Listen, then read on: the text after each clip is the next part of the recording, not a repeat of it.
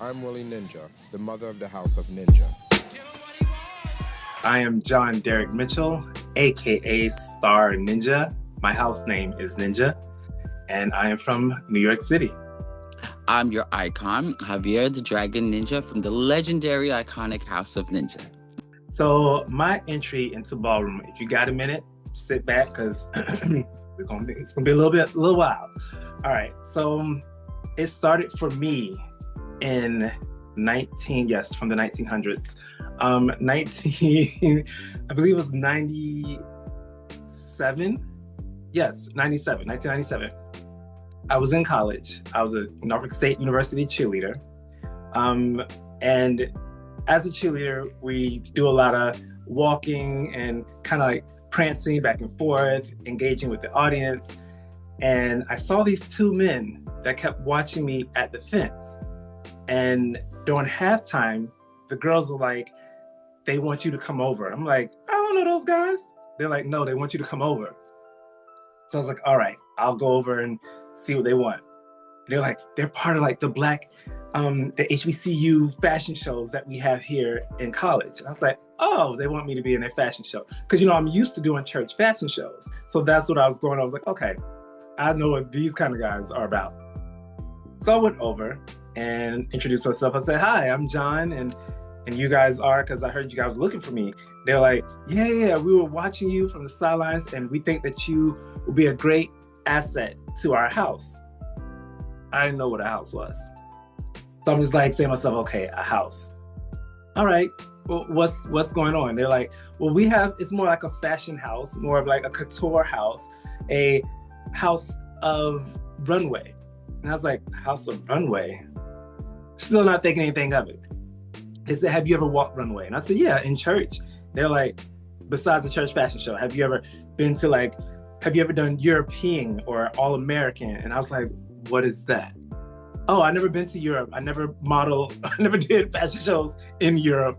I'm thinking Virginia. I'm like, I'm not thinking outside the box. So they're like, can we just see you walk runway? So I said, sure. So I started walking, and they were like, okay, this is out in front of public, in front of people. So I'm not even putting the two and two. I'm thinking I'm in a fashion show. I'm going to be cast for a fashion show. So they're like, well, we just wanted to let you know that my name is Justice and my name is Jack, and we are with the House of Mizrahi. And I was like, oh, okay, well, that's nice. Mizrahi, I know, what's his name? Oh God, is it Isaac Mizrahi, the fashion designer? I knew of him. So I'm thinking, oh my God, they're part of Isaac Mizrahi. I'm putting the two together, understanding like, oh, they're two different separate things. Long story short, I was only 18 when they approached me. So, and that was during the fall. So they started saying, we got house meetings every Sunday. We would like for you to come out and we want to teach you the ropes of how to walk ballrooms and how to walk runway in ballroom. So I was like, oh, okay, cool. So I went to their house. It was literally a house that I went to. And they had like this long hallway. And I saw all these beautiful people. I'm just like, oh my God, like these people are gorgeous. Like the men were gorgeous. The women were gorgeous. Just everybody. Some I didn't even know. I didn't know about transgender at the time. I was just like, oh my God, like you're beautiful. But your voice is a little funny, but you're beautiful. No shade. I didn't know. These are things I didn't know at the time. Don't be laughing at me, Shay. So they were mentoring me. They were like, okay, so we know that you're from the church background. We want to bring you into the ballroom world, which to me was known from the church world as that secular world, as that world of you don't step across that line and do those things. Whereas they had me walking in heels, walking in a skirt, like a long pencil skirt to keep my legs together to help train me how to walk in a straight line, to wearing a mini skirt, to wearing tight pants, to wearing leggings, to wearing no shirt, to being comfortable with my body is what they were trying to get me used to. In which it helped, it broke me down to really build me back up, to find out who I was in this world called ballroom. Now, my first ball, I didn't know that I was walking because again, I'm thinking fashion show. They're like, so you're gonna walk, and when you get your 10s, you're gonna stand to the side, and when they call you back out again, you walk again, and if you win, you get the trophy, and you'll definitely be part of our house. Now, I was just a baby joining this house. Everybody was like in their 20s. I was only 18.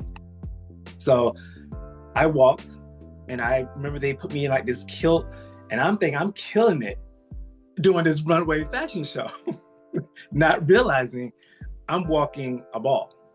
And it was in like this huge warehouse place in Virginia Beach. And it was packed with people. It was kind of dark. You saw lights and everything, but it was kind of dark. So you really couldn't see anybody but the judges that were in the front. And they just said, walk.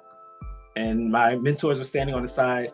His name was Justice Hargrove X. That was his name. And he pulled me to the side. He says, bitch, you're about to eat this up. And I was like, okay. I was like, whatever that means, I'm going to eat it up. And he said, just go back out. He said, you got your 10s, just go back out there. He says, you see that one over there? Outwalk him. He said, all the tricks that we showed you, cut them off. Do a turn. All the little stuff. I was like, okay, I'll do that. Went out there and I did it. I won my trophy. And they're like, yep, you are definitely in the House of Mizrahi. I was like, oh, wow. So I made it into ballroom. That's how I got into ballroom. Oof. Let's go back about 25 years ago. About 25 years ago. Just so everybody know, I am 40, about to be 41. So I started in ballroom about 15, 16, around that age. I went down to Christopher Street, is a street in New York City that all the queer youth used to go. And I ended up seeing Vogue. I saw Vogue, on television, but when I experienced Vogue in person was at the Piers in Christopher Street in New York City around that time. And I ended up going to the famous Stonewall on a Wednesday night, and that's when I met my mentor, my teacher, my friend. I miss him so much, Mr. Willie Ninja. And from there, that's when I ended up. I was already voguing at the time, but I was really bad at it. But when I saw Willie, that's what I knew I wanted to do, his style. And like a couple months later, I had ended up meeting the overall mother and father, Benny and Richard Ninja, at another club. And that's how I ended up becoming a ninja. So. And I remember in the interview you did recently, you talked about you had experience dancing, but you were in ballet. Yeah, I did ballet for 5 years, contemporary modern for another 5. And then I ended up just going into urban. Yeah, I started with classical. I feel like a white woman. I'm the mother of the House of Ninja because they say I'm the best voguer out. To be the mother of the house, you have to have the most power. Take a real family. It's the mother that's the hardest worker, and the mother gets the most respect. As far as naming my house, the House of Ninja. Ninjas hit hard, they hit fast, an invisible assassin, and that's what we are. We come out to assassinate. I am now currently in the House of Ninja. Actually, still currently in the House of Ninja of New York chapter. How I got into this house? Well, I moved from Virginia. Jack Mizrahi had already moved to New York City. I moved here in 1999. And Jack was like, you need to get with your house brothers and sisters. Again, I'm still going through that phase like, oh my God, like these people are way beautiful than the people that I saw in Virginia. Because in New York, they had all kind of work done where they were built and chiseled and just cut just perfectly. And I was like, I'm just a little frumpy dumpy little boy I had locks at the time. The only thing that was hidden for me was the little frosted tips that I had in my hair. That, to me, that was it. So I didn't meet with them. I didn't stay with them because I wanted to find myself in a new city in New York. So I was going through the ropes of entertainment lines of trying to find where I fit in. But I was still part of ballroom. I was always attending the latex ball. I was always attending balls here and there that were around the city. And I would see Willie Ninja. So let me backtrack just a little bit more.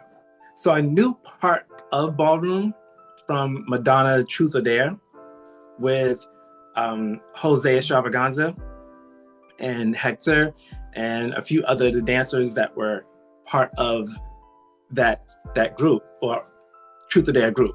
And I was like, that's what I wanted to do, but not to the extent of what they were doing. But I knew I wanted to be part of that world, and only to be part of that world was to move to New York to be part of that. So, but I was picking up on that from the Haus Mizrahi, because they were like, watch Truth or Dare so you can get an idea of who we are, what we do, and then a little background history on ballroom. So I was like, okay. And then they were like, watch Paris is Burning. So I watched Paris is Burning, and that's when I saw Willie Ninja. I was like, wow. Then once I moved here to New York, and it was through my going through all the latex balls and seeing the people from Paris is Burning, and then seeing people that are in ballroom in New York City that people in Virginia talked about. I was like, oh my God, like Sanaya. And of course, Jack was teaching me the ropes too. He was talking to me. Every time he saw me, he says, you need to be up on this runway. I said, no, like I'm not. These people are like, they were out for blood.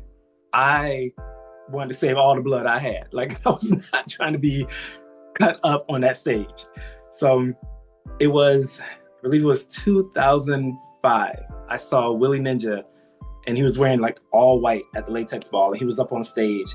And I kept saying, I want to be in his house. I don't know how I'm gonna get there, but I kept saying, I want to be in his house. Like I want to be under his wing. Like I want to be one of his kids. So being a dancer in New York City, I knew Danielle Polanco because she and I used to dance together. Yes.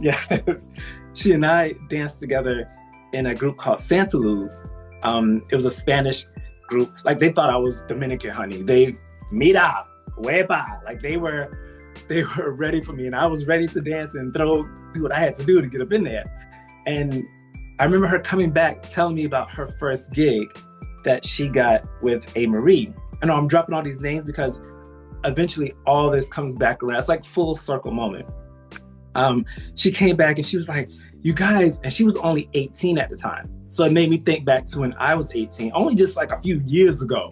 But it made me think back, and she was just like, guys, I booked the gig with A. Marie and I'm going to be in her next video and I'm going on tour. We were like, okay, that's good. Like, but let's get some more work in with the rehearsals that we got here at Santa Luz, and then we'll get you back out there. Meanwhile, our choreographer at Santa Luz was going on tour with Madonna. Now remember, Truth or Dare, Madonna, Jose Extravaganza. I was like, oh my God, like he's getting closer to where I've been trying to see these people. Like I see them at the balls, but these people are working with these people that are in the business where I'm trying to get to. Fast forward to finding out Danielle joined the Haus of Ninja. I believe she joined in 2004, 2005-ish. And next thing I know, Willie wasn't showing up at the balls. He was getting sicker. I saw he was getting slimmer. And in 2006, he passed. But 2007, the Haus of Ninja opened up doors for anybody to join their house. And that's when I ran. I was like, I'm doing this. Like I'm putting on my boots. I'm going to get this. It was a 3-day audition. I remember when I first walked in, me and my sister to this day, Akiko, she's been by my left side the whole time. When we came into the room, we did runway together. They kept pairing us up together. They're like, well, it's a difference because he's a guy and she's a girl, but he's butch queen and she's femme queen. Like, let's put them both together. And like, because she gave very good geisha girl, whereas I gave, what I gave. And we walked and they were just like, yes, we love them. So that was on day 1. Day 2, I brought my then good friend, Aisha Murray, or Spider Ninja, brought her in, and she ate. They were like, yes, big mama, we love you, mama. Like, yes, you're giving big mama realness here. And next thing I know, they were like, we would like to accept you guys to come to rehearsals. Again, like Haus Mizrahi, come to our house meetings, which was on every Sunday. Now, in New York, it wasn't to somebody's house. We went to a dance studio. So we would all meet at the dance studio. It was about 40 of us that they kept. And by the end, it was only, I think, 7 of us that lasted, that whole group that came in. And I was heartbroken because I had just missed Willie because he had just passed that following year, 2006. And it wasn't even fully, because it was March of 2007, because he passed, I want to say in September of 2006. And I was just like, this is all like full circle moment, because now I see Danielle and I see Javier and I see Benny Ninja. Now, Benny Ninja, I met Benny at the ballroom, but I also saw him on America's Next Top Model. Because I was watching the shows and I was like, oh my God, like, and I saw that he's part of Ninja. And I was like, Ninja? I was like, what? Again, this is like a full circle moment, how everything comes back around. But yeah, Benny was the one who became my father after Willie had passed. Benny was the father, and he gave me my name, Star Ninja. How I got my name, Star Ninja, we were voguing and we were just playing around. And he kept saying, you know, it's something about you. It's just, I can't put my finger on it. It's just something, you're like a star. And I was like, really? He's like, yeah, I see it. And I said, I've been telling myself all this time. He was like, he said, and you are a star. He said, you shine. I was like, thank you. And hence to why I have a star on my elbow. There's like a star here. It's just, yeah. So, and there's a star behind my ear. But yeah, it was because of him, he gave me that name, Star Ninja. He gave my friend, Big Mama, he called her Spider because the way she moved, the way she would curl her body up on the floor, she looked like a spider. And my friend Akiko, the Asian girl, her name was Kit. And she got her name Kit, I believe it was something with Power Rangers and something with the way she just comes at you. And it's like, where did that come from? So it's not, but it was like, you never know she's gonna pull out her kit of what? Because she always had tricks. She had a fan come out of somewhere. She had confetti, like, girl, like, where you be coming up with this stuff? But yeah, so that's how I got into the House of Ninja. And I've been with them now since 2007. What was ballroom like back then compared to what it's like now when we see the change and evolution of ballroom? What, like, for the Houses example, how did the Houses interact with each other, if you go to say? Because I know, like, ballroom's like a family. Mm-hmm. And so now, being that you guys are in houses and whatnot, how is the Houses, like, for instance, like with the meetings and everything, when you guys go to these meetings and stuff like that, what is the interactions with you guys then versus now? And is it the same for each house, or is it does it vary? Okay. So back in 2007, it was still kind of like piggybacking for me from 1997, where all the houses everywhere, we got along. Some of us. There was a divide between the Blacks and Latinos.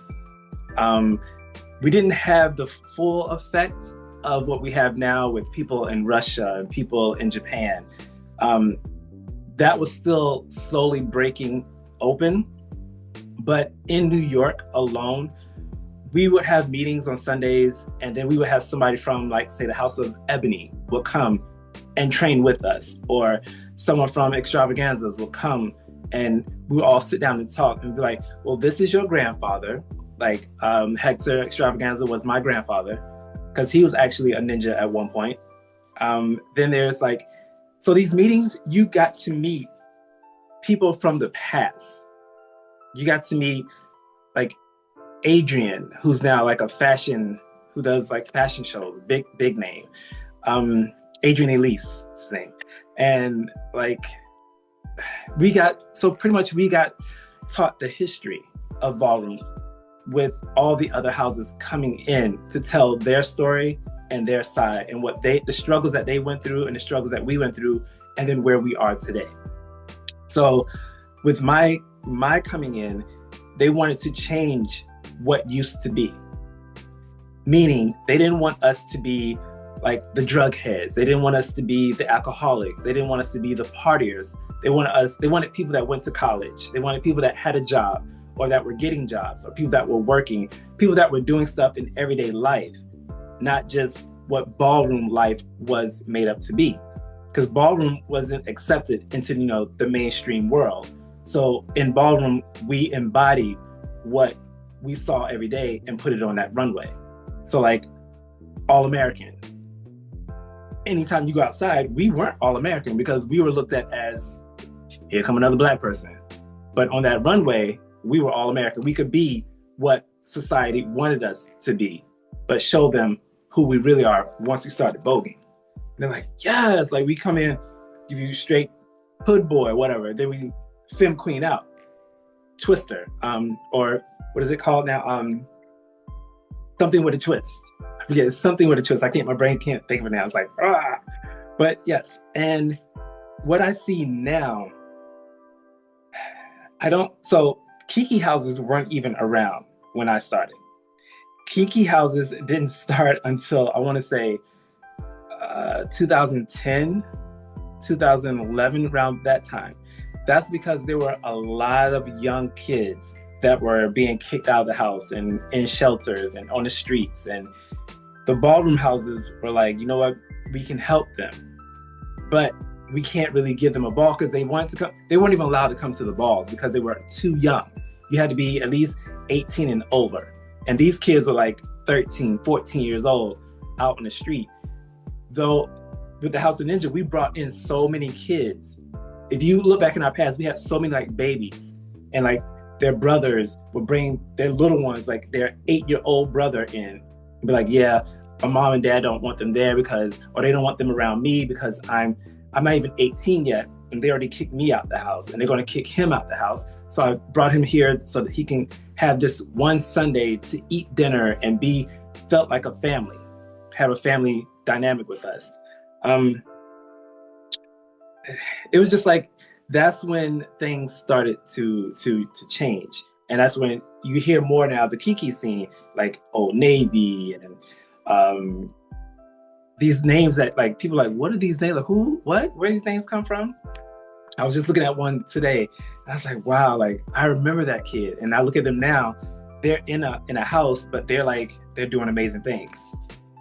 But yeah, so back in the day, it was very different on how the dynamics have changed. I am now considered an elder in the house of ballroom, which is an historian or more or less like a person that the younger ones look up to, but there's a change in that as well, which we can probably get, that's probably another topic, but it's, I think I answered your question.